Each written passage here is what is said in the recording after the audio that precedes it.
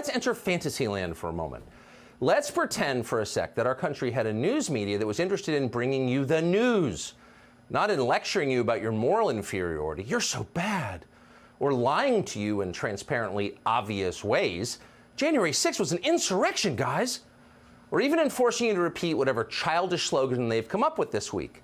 Vladimir Putin is a war criminal. Okay.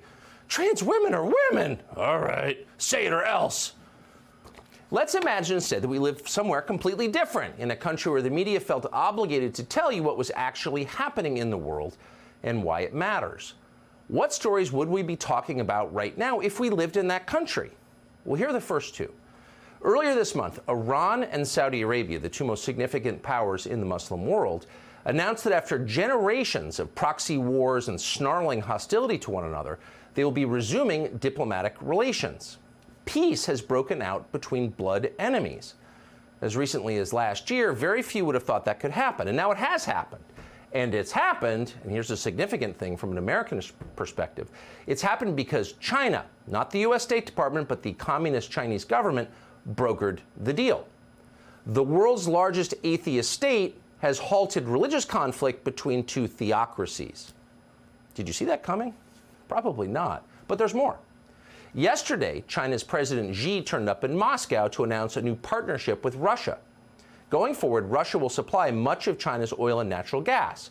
Vladimir Putin also agreed to use Chinese currency in trade with Asia, Africa, and Latin America. Once again, holy smokes. As with the Iran-Saudi summit, very few people imagined anything like this could happen just 18 months ago. Quote, change that hasn't happened in 100 years, Xi said, is coming, and we are driving this change together.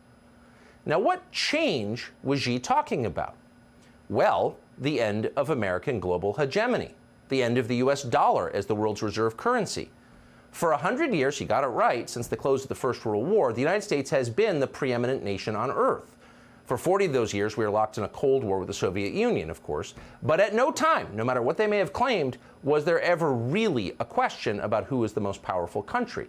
We were the most powerful country. It was the American era. That era just ended, a little over 2 years into Joe Biden's presidency. But amazingly, no one in this country seems to notice that it happened. That story is not leading the news tonight.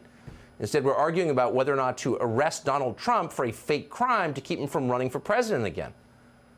Over at the White House, our senile president just gave some sort of medal to a sitcom actress, presumably for her bravery. You read those scripts so boldly.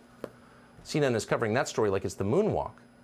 On Twitter, meanwhile, people seem excited that our vice president has sent a letter to a transvestite TikTok star called Dylan Mulvaney, who is famous for dressing like a 6-year-old girl. Kamala Harris is very proud of him.